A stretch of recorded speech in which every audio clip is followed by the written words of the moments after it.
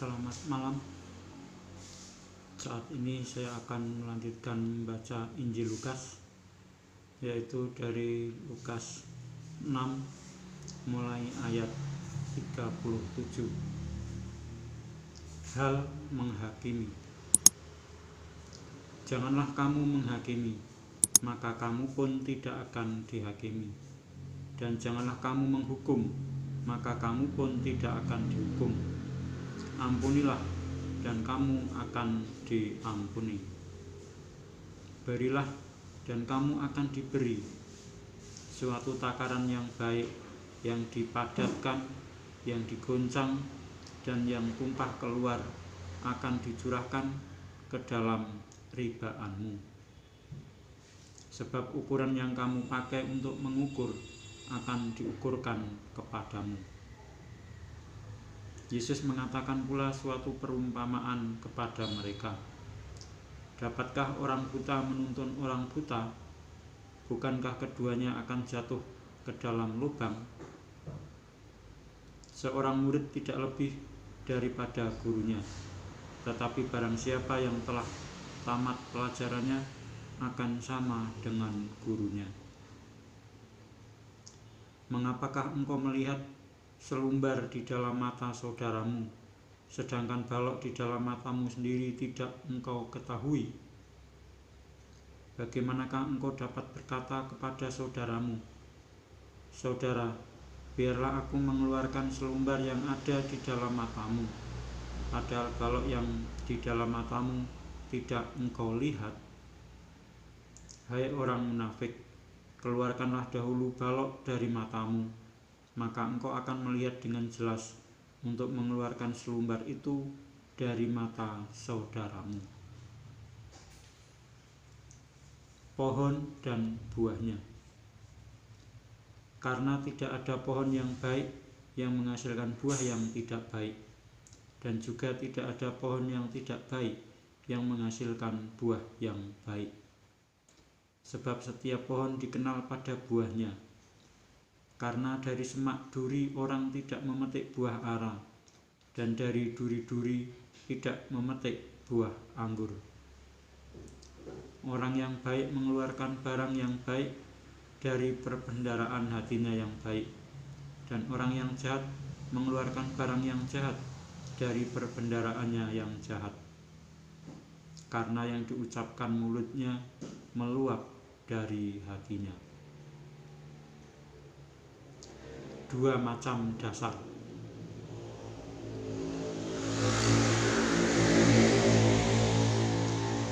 Mengapa kamu berseru kepadaku, "Tuhan, Tuhan," padahal kamu tidak melakukan apa yang aku katakan? Setiap orang yang datang kepadaku dan mendengarkan perkataanku serta melakukannya, aku akan menyatakan kepadamu dengan siapa ia dapat disamakan. Ia sama dengan seorang yang mendirikan rumah. Orang itu menggali dalam-dalam dan meletakkan dasarnya di atas batu. Ketika datang air bah dan banjir melanda rumah itu tidak dapat digoyahkan, karena rumah itu kokoh dibangun. Akan tetapi barang siapa mendengar perkataanku tetapi tidak melakukannya, ia sama dengan seorang yang mendirikan rumah di atas tanah tanpa dasar. Ketika banjir melandanya, rumah itu segera rubuh, dan hebatlah kerusakannya. Saya lanjutkan membaca Injil Lukas yang ke-7. Yesus menyembuhkan hamba seorang perwira di Kapernaum. Setelah Yesus selesai berbicara di depan orang banyak, masuklah ia ke Kapernaum. Di situ ada seorang perwira yang mempunyai seorang hamba yang sangat dihargainya. Hamba itu sedang sakit keras dan hampir mati. Ketika perwira itu mendengar tentang Yesus, ia menyuruh beberapa orang tua-tua Yahudi kepadanya untuk meminta supaya ia datang dan menyembuhkan hambanya. Mereka datang kepada Yesus dan dengan sangat mereka meminta pertolongannya. Katanya, "Ia layak engkau tolong, sebab ia mengasihi bangsa kita, dan dialah yang menanggung pembangunan rumah ibadat kami." Lalu Yesus pergi bersama-sama dengan mereka. Ketika ia tidak jauh lagi dari rumah perwira itu menyuruh sahabat-sahabatnya untuk mengatakan kepadanya, "Tuan, janganlah bersusah-susah, sebab aku tidak layak menerima Tuan di dalam rumahku. Sebab itu aku juga menganggap diriku tidak layak untuk datang kepadamu. Tetapi katakan saja sepatah kata, maka hambaku itu akan sembuh. Sebab aku sendiri seorang bawahan, dan di bawahku ada pula prajurit. Jika aku berkata kepada salah seorang prajurit itu, 'Pergi,' maka ia pergi, dan kepada seorang lagi, 'Datang,' maka ia datang. Ataupun kepada hambaku, 'Kerjakanlah ini,' maka ia mengerjakannya." Setelah Yesus mendengar perkataan itu, ia heran akan dia, dan sambil berpaling kepada orang banyak yang mengikuti dia, ia berkata, "Aku berkata kepadamu, iman sebesar ini tidak pernah aku jumpai, sekalipun di antara orang Israel." Dan setelah orang-orang yang disuruh itu kembali ke rumah, didapatinyalah hamba itu telah sehat kembali.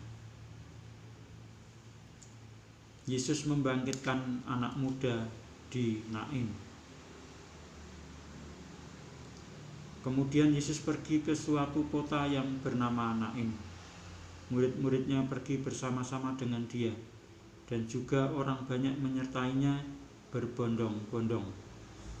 Setelah ia dekat pintu gerbang kota, ada orang mati diusung keluar, anak laki-laki, anak tunggal ibunya yang sudah janda.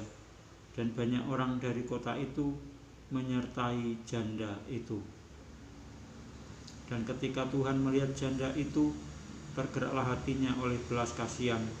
Lalu ia berkata kepadanya, "Jangan menangis." Sambil menghampiri usungan itu, ia menyentuhnya. Dan sedang para pengusung berhenti, ia berkata, "Hai anak muda, aku berkata kepadamu, bangkitlah." Maka bangunlah orang itu dan duduk dan mulai berkata-kata, dan Yesus menyerahkannya kepada ibunya. Semua orang itu ketakutan, dan mereka memuliakan Allah sambil berkata, "Seorang nabi besar telah muncul di tengah-tengah kita, dan Allah telah melawat umat-Nya." Maka tersiarlah kabar tentang Yesus di seluruh Yudea dan di seluruh daerah sekitarnya. Yesus dan Yohanes Pembaptis.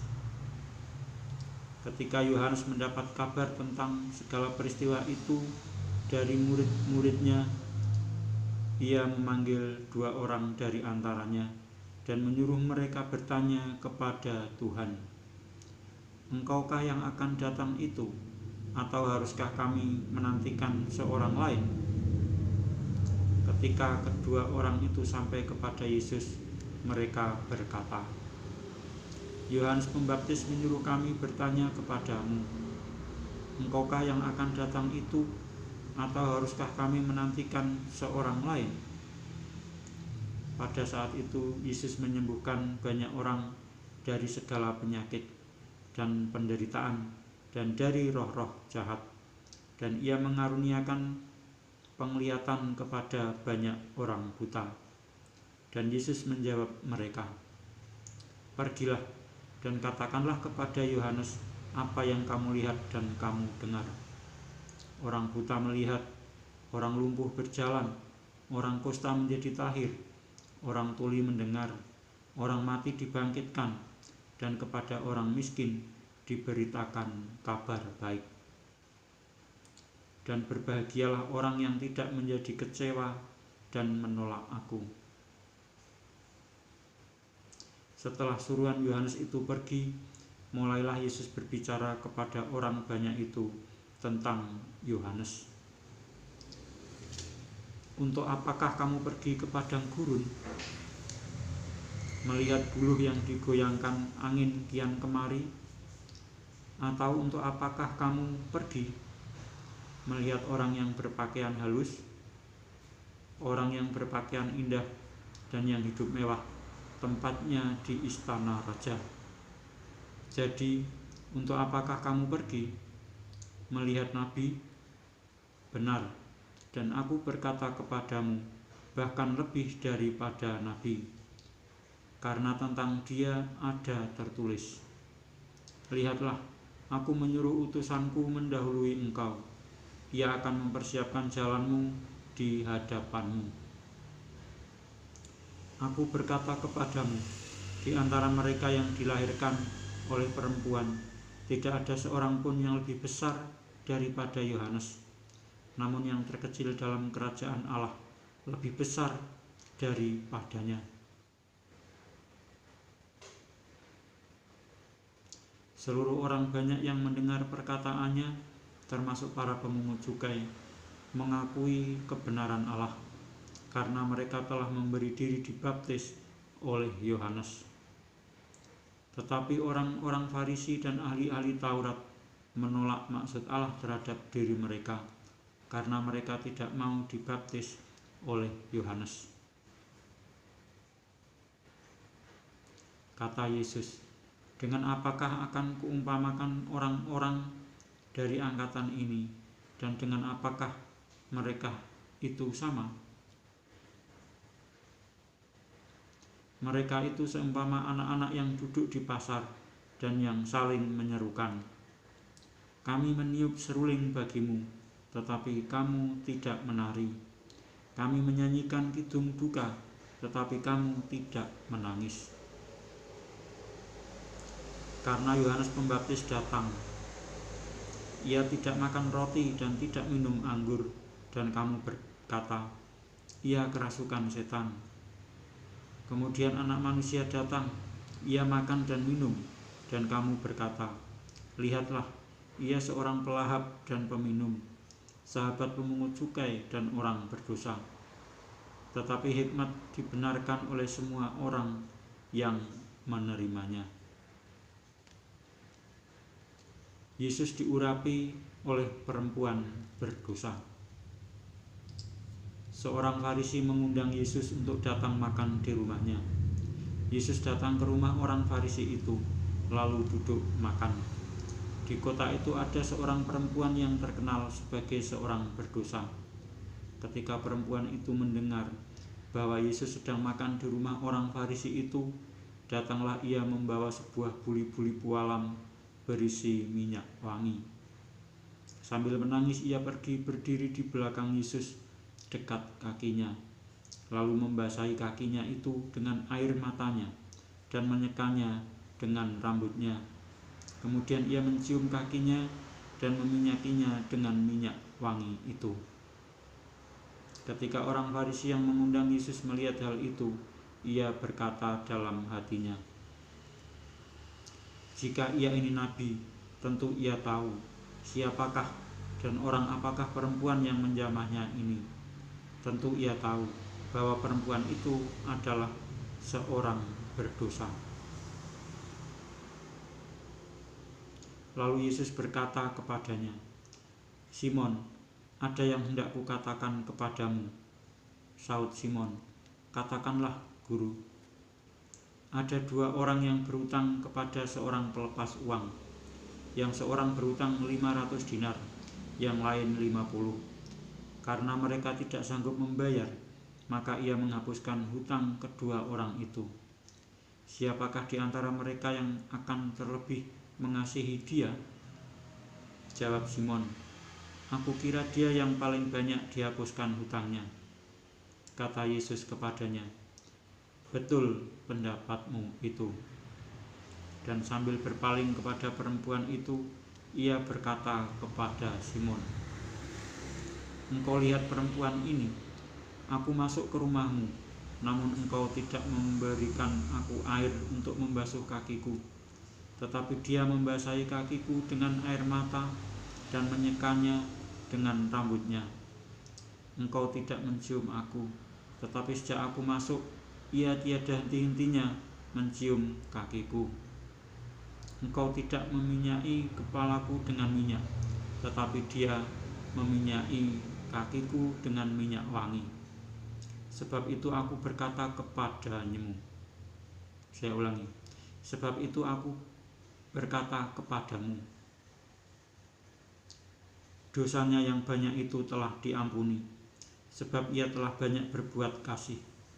Tetapi orang yang sedikit diampuni, sedikit juga ia berbuat kasih. Lalu ia berkata kepada perempuan itu, dosamu telah diampuni. Dan mereka yang duduk makan bersama dia berpikir dalam hati mereka, siapakah ia ini sehingga ia dapat mengampuni dosa? Tetapi Yesus berkata kepada perempuan itu, imanmu telah menyelamatkan engkau, pergilah dengan selamat.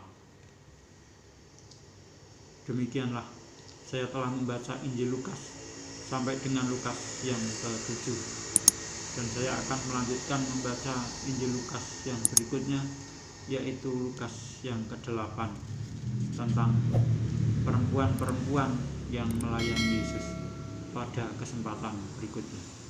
Sekian, terima kasih.